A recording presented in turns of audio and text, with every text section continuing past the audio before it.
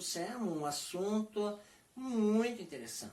Assunto este que se faz muito importante porque envolve toda a sociedade, envolve a política brasileira para a economia, para a sociedade, para o bem-estar e assim por diante.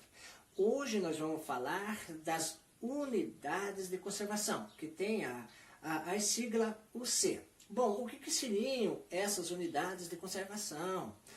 Bom, amiguinho, as unidades de conservação são áreas demarcadas e que estas vão ter uma definição das políticas, principalmente do meio ambiente, em conjunto com o IBAMA, com o Instituto Chico Mendes, e assim por diante, aonde é determinado, no caso, a conservação e é normatizado, no caso, quando é de uso permitido, de exploração, de atividade agrícola ou não. Então, essas unidades de conservação, elas estão amparadas pelas leis federais, pelas leis estaduais e outras vezes até por leis municipais. Então, aqui no Brasil, nós contamos com 12 categorias de unidades de conservação. Vamos falar sobre reserva extrativista. Bom, reserva extrativista são áreas geralmente públicas aonde o governo cede em contrato de concessão de direito de uso para populações, geralmente populações tradicionais, como por exemplo os quilombolas, os indígenas e assim por diante. E que essas populações nessas áreas, elas poderão, além da extração, praticar agricultura de subsistência e também ter alguma criação de animais, no caso de pequeno porte. A visitação pública é permitida desde seja compatível com o interesse dessa comunidade, desse local, e que cumpra toda a normatização que é determinada pelo Ministério do Meio Ambiente. Outro grupo, no caso de uso sustentável, nós podemos considerar a área de proteção ambiental. Perceba que a área de proteção ambiental é muito falado, porque se você pegar área A, proteção P, ambiental A, então dá APA. Então é a famosa APA. Bom, essa área, em geral, são grandes áreas, são extensas, e que tem um certo grau, no caso, de ocupação humana. Mas essa área tem um atributo biótico e abiótico, no caso estético, também leva em conta as questões culturais, que são importantes para a qualidade e o bem-estar dessas populações, né? Então, muitas vezes a cultura já vem agregada junto com o meio ambiente, junto com a atividade humana dessas populações, né? Então, as APAs, o principal objetivo seria a proteção da diversidade biológica, também tem um objetivo para disciplinar o processo de ocupação, no caso nessa área. E também a grande bandeira seria a sustentabilidade dos usos desses recursos naturais. Então seria mais ou menos esse entendimento da área de proteção ambiental, a famosa APA. E a reserva de fauna são reserva de área natural, no caso com populações de animais, de espécies nativas. Por quê? Porque quando se fala de reserva de fauna, vai direcionar na questão dos animais, né? Então essa fauna pode ser terrestre ou aquática, poderá ser residente no local ou até migratórias, no caso, né, conforme períodos do ano, né, ou da estação e tal, que leva em consideração essas reservas que são destinadas principalmente para estudo técnico-científico. Enquanto que reserva biológica, esta é uma unidade de preservação integral da biota e de demais atributos naturais. E o interessante é que na reserva legal é sem interferência humana direta, né, nesse ambiente. E que a visitação pública, no caso, na reserva biológica, ela é proibida, mas com uma exceção, quando é de caráter educacional, aí sim é permitido a visitação. E ainda que deverá seguir o plano de manejo desta unidade. Outra unidade de conservação bastante interessante seria o monumento natural.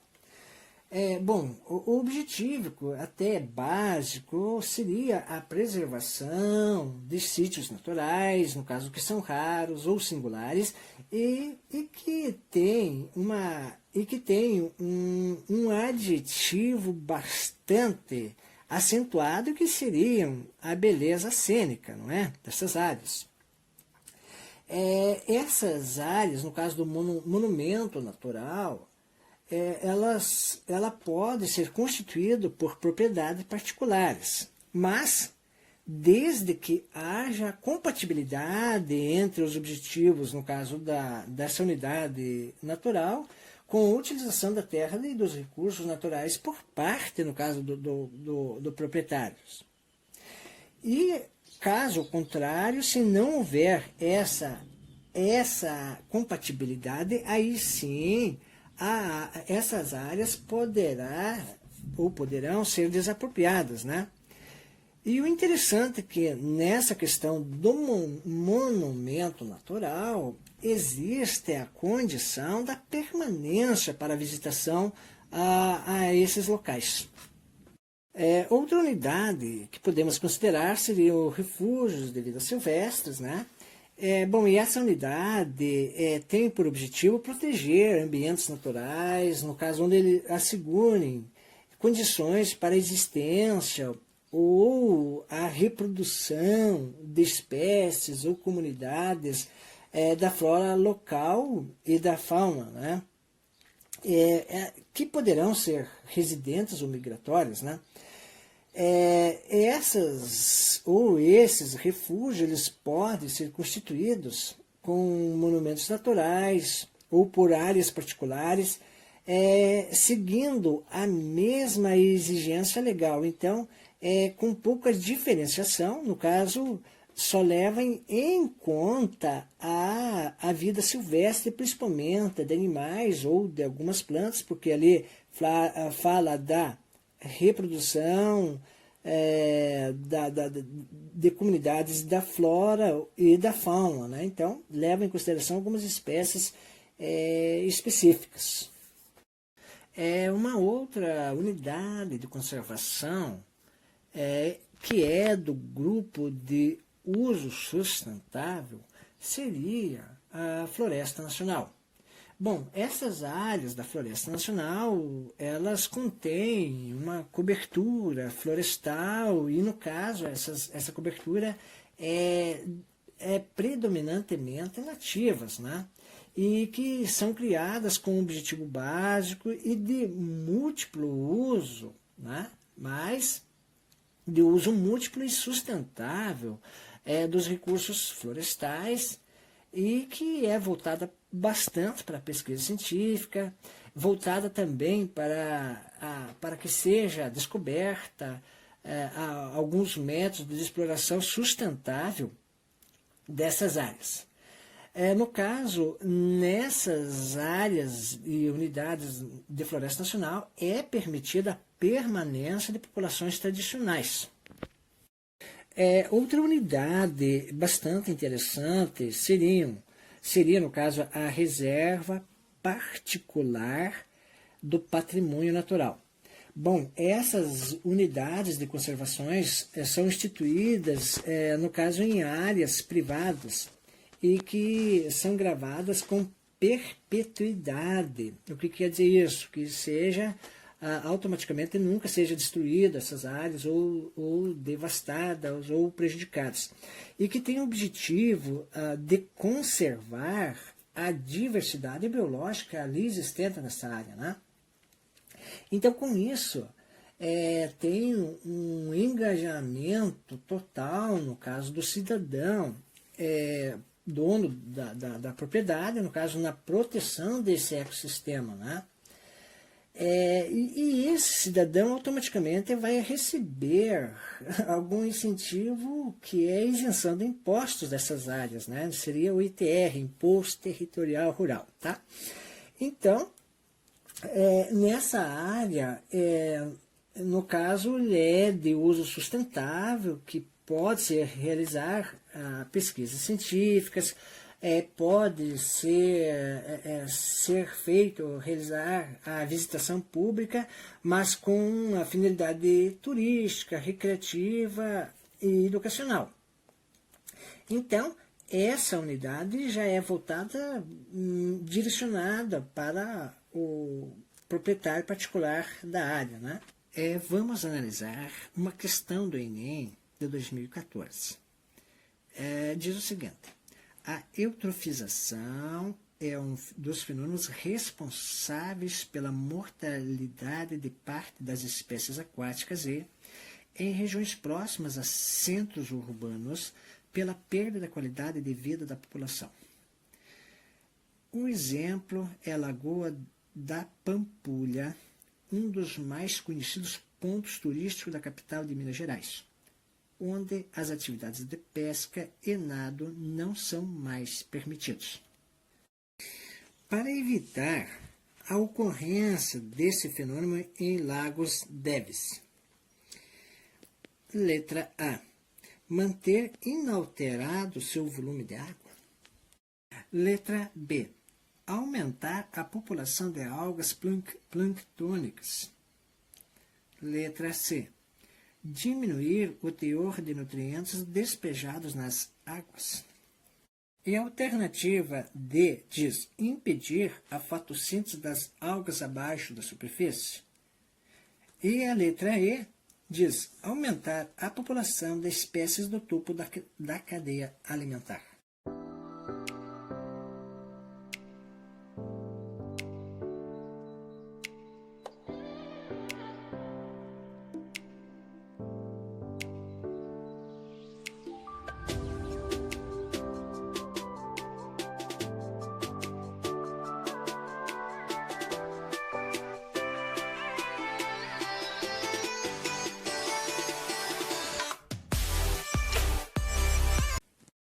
Sem analisar as alternativas incorretas, vamos direto ao assunto e dar a resposta e a interpretação. Bom, para que se evite a ocorrência, ou para evitar a ocorrência desse fenômeno em lagos, deve-se, no caso, está na letra C, diminuir o teor de nutrientes despejado nas águas. Por quê? O excesso, no caso de nutrientes, que são provenientes, por exemplo, do despejo de esgoto, principalmente domésticos, no caso eles vão provocar um aumento de bactérias e algas, e que estas vão consumir a maior parte do oxigênio. E esses micro-organismos, consumindo a maior parte do oxigênio, é claro que vai atingir os outros animais aquáticos, peixes ou outras espécies que vão sofrer com essas consequências. Então, seria a solução a diminuição, no caso de despejo desse esgoto que tem nutrientes que vão alimentar o que? As algas e as bactérias consumidoras de oxigênio. Então, a letra C é a correta. A outra questão, ela diz a seguinte interpretação: paleontólogos estudam fósseis e esqueletos de dinossauros para tentar explicar o desaparecimento desses animais. Esses estudos permitem afirmar que esses animais foram extintos há cerca de 65 milhões de anos. Uma teoria aceita atualmente é a de que um asteroide colidiu com a Terra, formando uma densa nuvem de poeira na atmosfera. De acordo com essa teoria, a extinção ocorreu em função de modificações no planeta Q. A opção letra A diz: desestabilizaram o relógio biológico dos animais, causando alterações no código genético. A opção letra B diz: reduziram a penetração da luz solar até a superfície da Terra, interferindo no fluxo energético das teias tróficas. A letra C: causaram uma série de intoxicações nos animais, provocando a bioacumulação de partículas de poeira nos organismos. A letra D: resultaram na sedimentação das partículas de poeira levantada com o impacto do meteoro, provocando o desaparecimento de rios e lagos. E a opção letra E: evitaram a precipitação da chuva até a superfície da Terra, causando uma grande seca que impediu a retroalimentação do ciclo hidrológico.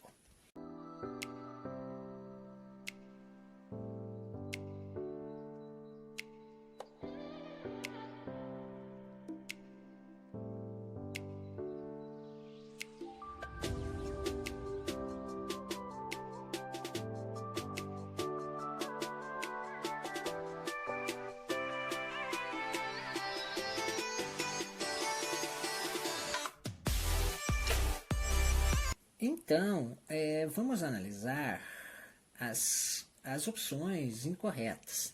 Então, vamos pela mais exótica, vamos dizer assim. Bom, a mais exótica seria a letra D. Resultaram na sedimentação das partículas de poeira levantada com o impacto do meteoro, provocando o desaparecimento de rios e lagos. Meu amiguinho, essa aqui eles, para ajudar, já puseram uma coisa exótica pro carinha, pro amiguinho espertinho, já descartar essa nunca. Então, descartados a letra D. É como diz um amigo Raul Seixas: é chato chegar a um objetivo no instante. Então, a paciência vai fazer nós aprender bastante. Vamos lá, então, analisar a letra E. Evitaram a precipitação de água até a superfície da Terra, causando uma grande seca que impediu a retroalimentação do ciclo hidrológico. Em todas as teorias, não seria essa mais que traz a lógica em si. Podemos descartar a opção letra E, porque não seria que esse fenômeno evitou a precipitação de chuvas, realmente não, fora de lógica. Descartadas a letra E. E a letra C: causaram uma série de intoxicações nos animais, provocando a bioacumulação de partículas de poeira nos organismos. Também não vamos analisar para nós ganharmos tempo. Não foi exatamente uma intoxicação por essa poeira ou por esse fenômeno. Descartados a letra C também. E a letra A: desestabilizaram o relógio biológico dos animais, causando alterações no código genético. Também podemos descartar a letra A, porque não houve nenhuma alteração do relógio biológico dos animais, e muito menos essa alteração foi que atingiu o código genético dos animais. Isso é conversa para boi dormir. Descartados a letra A. Agora sim, a resposta correta está na letra B, que diz: reduziram a penetração da luz solar até a superfície da Terra, interferindo no fluxo energético das teias tróficas. Aí sim, amiguinhos, por quê?